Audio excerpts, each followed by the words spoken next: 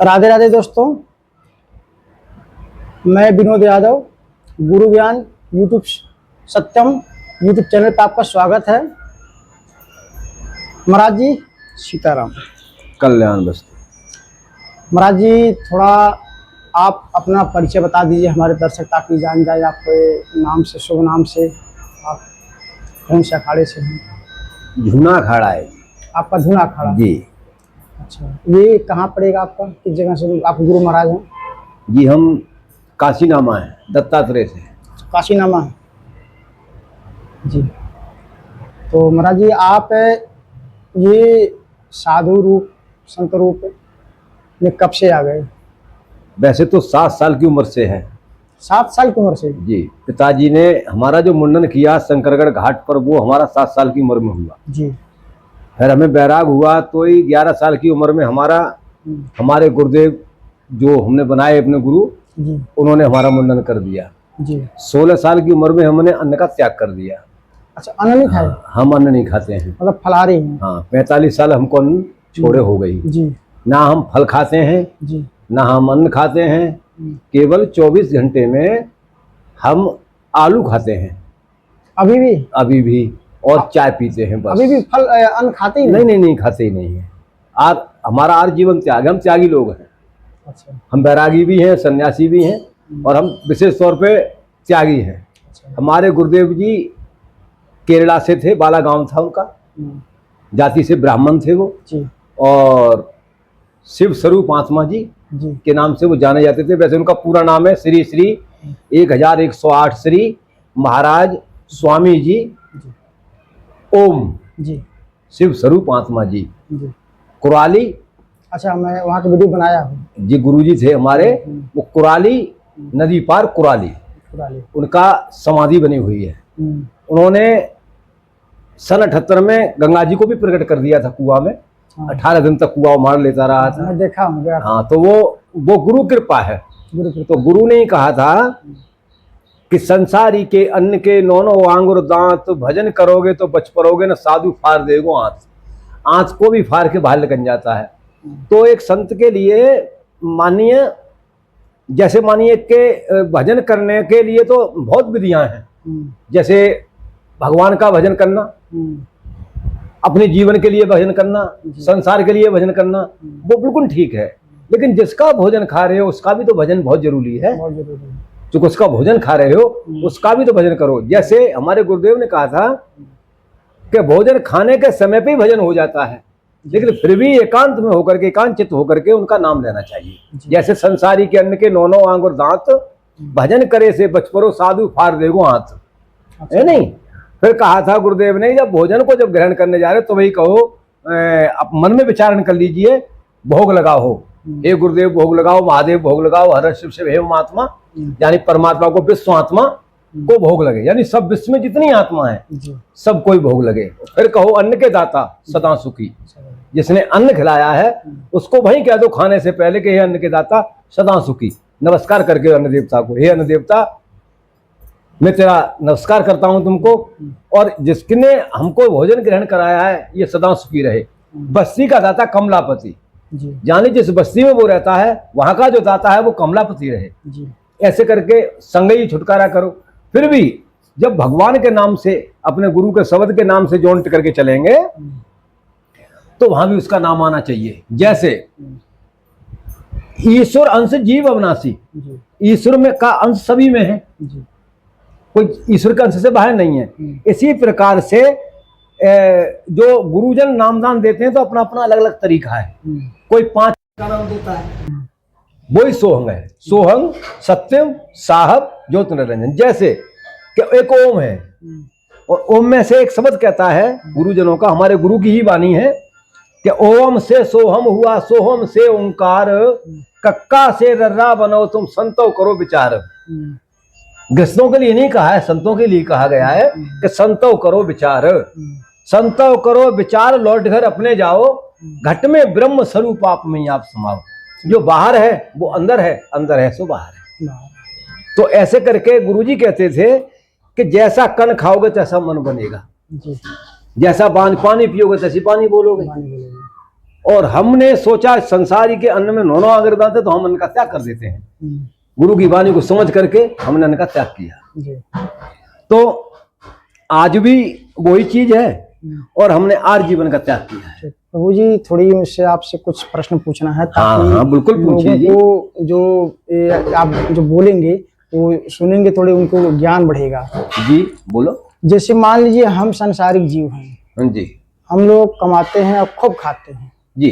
तो कमाते और खाते अगर रह गए तो वो एक भी मिनट अलग नहीं है, शरीर में लगा हुआ है, अलग हो ही नहीं सकता और कभी हो नहीं सकता। अगर वो हम में लगा हुआ है और हम उसमें लग गए, हमको चेत हो गया कि ये हमसे लगा हुआ है और हम इससे लग जाएं, तो हम जीवन मरण से मुक्त हो जाए। प्रभु जी जैसे मान लीजिए तो काम जब करेंगे तो हमारा ध्यान थोड़ा भटकेगा, तो क्या उस वो चलता है? श्रद्धा सबूरी, कोई भी कार्य करते हैं श्रद्धा होनी चाहिए। अच्छा। और सबूरी होनी चाहिए और विश्वास होना चाहिए। ये तीनों चीजें इंसान को बहुत जरूरी है। भक्ति मार्ग में उसका मेन रास्ता जो होता है, मेन पहला कदम कहाँ से शुरू होगा महाराज जी? देखिए, उपासना जी। यानी जब बच्चा 18 साल का हुआ तो माता पिता ने कह दिया उनकी बेटा 18 तक तो मेरे झोरे रहे, 18 और अब 19 माने इस माने भगवान, अब तू भगवान की शरण चला जा। तो यानी 41, 42, 43, 44, 45, 46, 48 तक वो भगवान के सहारे अपना उल्टा सीधा कर्म सब कुछ करता है। उसके बाद में भगवान ही कहते हैं, गुरुजन कहते हैं कि अब तेरी च्वास खत्म हो गई, वहां 49 आ जाता है। 100 गिनतियों में पूरा जीवन का वर्णन खत्म हो जाता है। हमारे गुरुजन बताते हैं 49, ये समझ गए नहीं? 49 के बाद में कोई च्वास नहीं होनी चाहिए, कोई च्वास, सब खत्म, पूरी हो गई। 49 की उम्र हो गई, च्वास पूरी हुई। 50 वहां के बाद में 51 यानी बन, अब भगवान का सुमरण करके अब बन, अव्वल बन लो, बन। 53, 54, 55 यानी बन। अगर नहीं बन पाए तो फिर 60 आ जाएगा। गुरु ही कहेंगे गो 60 तेरी समझ में नहीं आया, वो 60 तेरी समझ में नहीं आया कहेंगे। फिर वो कहेगा गुरु जी कोई नहीं अगली साल देख लेना, उस 60 हो जाएगा, फिर 61 हो जाएगा। फिर आएंगे गुरु जी के बेटा अभी सोच ले, अभी ईश्वर का स्मरण ले, मैंने तो कहा है उस मंत्र को जप ले, वो नहीं मानेगा तो कहेंगे वो 60, तो 68 तक चलेगी वो कहानी। और 68 पे भी अगर सुधार में नहीं आए तो भी गुरु कहेंगे कि बेटा अभी तुझे एक समय फिर देता हूं, यानी 69। जो कुछ पीछे कर गया उससे तर ले, अभी भी तर सकता है, 69 हो सकता है, अपने कर्म से 69 हो सकता है। 71, 72, 73, 75 तर अब भी तर सकता है, लेकिन वो इतने पे भी नहीं मानता है। फिर आती है 79। परमात्मा गुरु रूप में आगे प्रकट होता है, उनकी भक्त तू नहीं माना, अब तो तेरी हासी होना जरूरी है। 79 अब तो हासी, और हासी हासी हासी में उसका जीवन चला जाता है। वो या लक्ष्य 84 से नहीं निकल सकता, क्योंकि उसकी ममता लगी रही।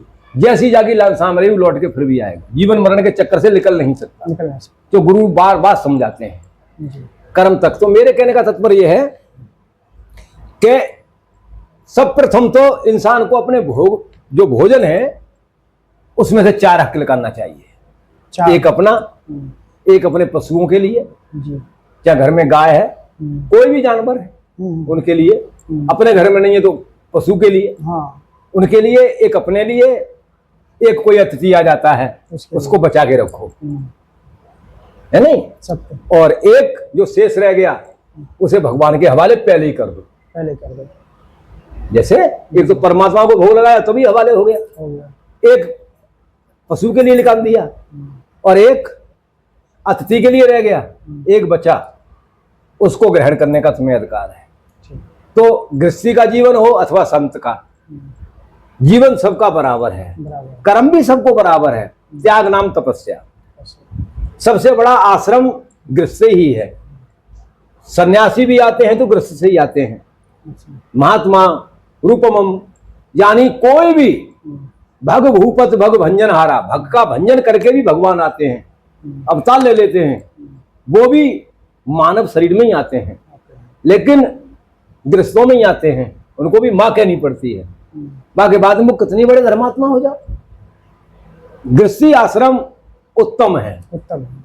और साधु आश्रम भी उत्तम है, क्योंकि वो त्याग नाम तपस्या है।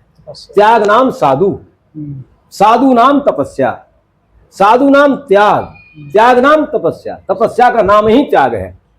अगर त्याग नहीं करेंगे तो तपस्या नहीं होगी, सबसे बड़ी चीज है। दूसरी बात रहा उपासना की बात। उपासना का मतलब यह है कि उपासना से वासना खत्म हो जाती है। वासना खत्म हो जाती है। हाँ, आप उपासना करेंगे तो आपकी वासना खत्म हो जाएगी। शराबी से भी बचेंगे, पेशाब फिर के अपने हाथ भी धोएंगे। मैं व्रत में हूं, आज मेरा उपास है, तो उस दिन वासना खत्म रहेगी, शरीर से दूर रहेगी, आप चेत में है।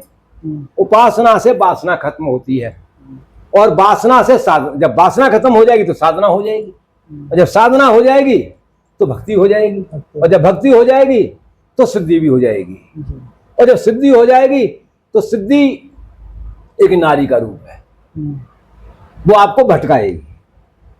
तुम्हें जब मालूम पड़ेगी जिस भटकाने लगी सिद्धि, जैसे कार्तिकेय को भटकाने लगी सिद्धि, सिद्धि कार्तिकेय की घरवाली है।